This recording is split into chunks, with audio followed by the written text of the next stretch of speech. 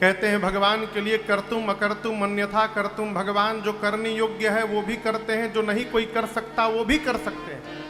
लेकिन राम जी रामा अवतार में ऐसा कोई कार्य नहीं किए हैं जो मनुष्य इतर कार्य हो, जो मनुष्य साधारण मानव न कर सके। कन्हैया और राम जी में यही अंतर है। कन्हैया जन्म लेते लीला दिखाने लगे। अकासुर बकासुर घकासुर जितने असुर ससुर थे सबको मार डाले हैं? किसी को फाड़ के मारे, किसी को उड़ा के मारे, किसी को लपेट के मारे, किसी के भीतर जाके मारे हैं?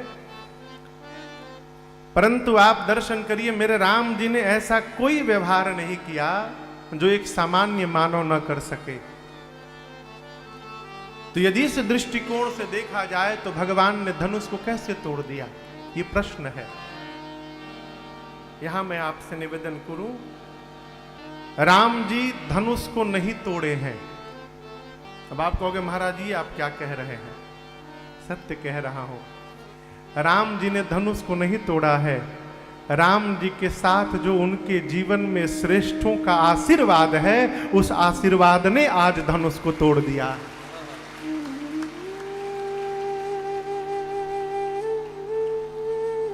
मेरे पूज्य महाराज श्री जब मुझे कहीं कथा गाने के लिए भेजेंगे तो फिर मुझे कुछ सोचना ओचना नहीं है।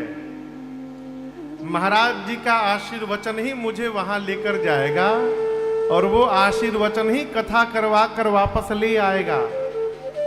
फिर मुझे नहीं करना है। जब आपके श्रेष्ठ आपको कोई कार्य करने की आज्ञा दे देते हैं तो हम केवल उस समय निमित्त मात्र रहते हैं।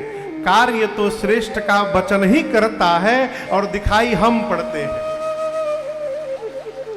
राम जी को गुरु जी ने कहा उठहु राम भंजहु भव चापा, अर्थात आज राम जी के साथ श्री विश्वामित्र जी का आशीर्वाद गया।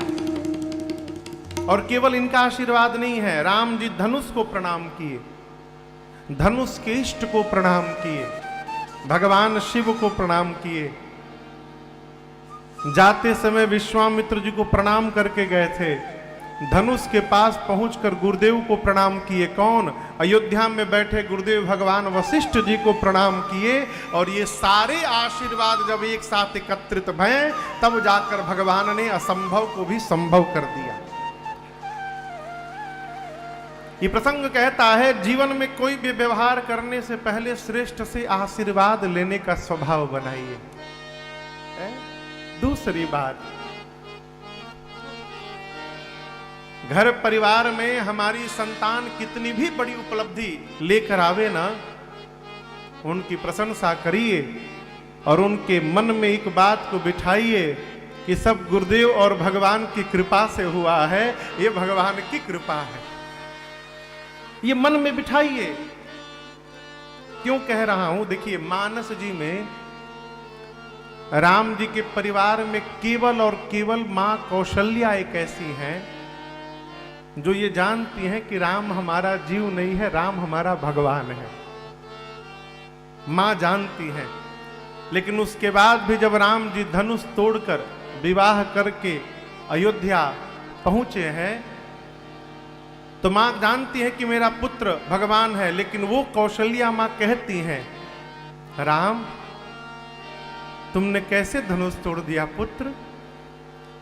बार बार निरखत प्रभु बहिया, बार बार निरखत प्रभु बहिया, मन आचरज अपार निहार जाऊं बारी बारी, मेरो लाला बड़ो सुकुमार निहार जाऊं बारी बारी, मेरो लाला बड़ो सुकुमार निहार जाऊं बारी बारी, मेरो लाला बड़ो सुकुमार निहार जाऊं बारी बारी।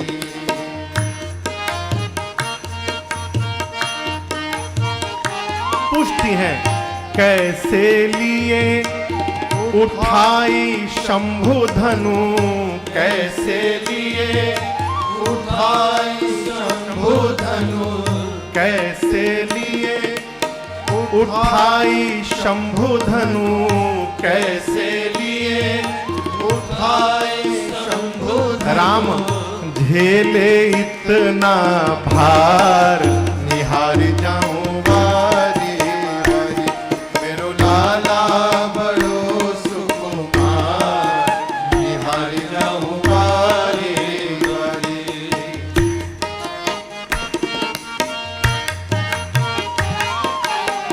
प्रबल ताड़ का और सुबाहो, प्रबल तार का और सुबाहो, प्रबल ताड़ का और सुबाहो, प्रबल तार का और सुबाहो, कैसे कियो संघार, निहार जाऊं वारी वारी, मेरो लाला बड़ो सुकुमार, निहार जाऊं वारी वारी।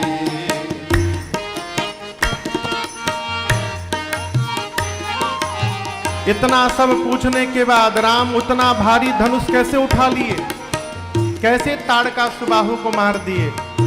इतना पूछने के बाद मां स्वयं कहती है, मुझे जो लगता है जानी परत गुरु कृपा दृष्टि से, जानी परत गुरु कृपा दृष्टि से, जानी परत गुरु कृपा दृष्टि से, जानी परत गुरु कृपा दृष्टि से, हो गयो संकट पार, निहार जाऊं वारी वारी, मेरो लाला बड़ो सुकुमार, निहार जाऊं वारी वारी, मेरो लाला बड़ो सुकुमार, निहार जाऊं वारी वारी, मेरो लाला बड़ो सुकुमार, निहार जाऊं वारी वारी, निहार जाऊं वारी वारी, निहार जाऊं वारी वारी।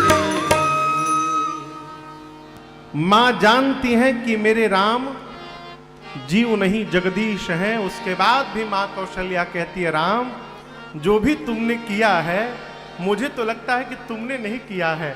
फिर जानी परत गुरु कृपा दृष्टि से, हो गयो संकट पार, निहार जाऊं वारी वारी। देखिए, बचपन से यदि कृपा देखने का स्वभाव बन गया तो 55 के बाद भी हम भगवत कृपा का अनुभव करते रहेंगे, बचपन से। इसलिए जीवन में कोई भी उपलब्धि प्राप्त हो तो गुरु कृपा, श्रेष्ठ की कृपा और भगवत कृपा देखने का स्वभाव बनाइए, है।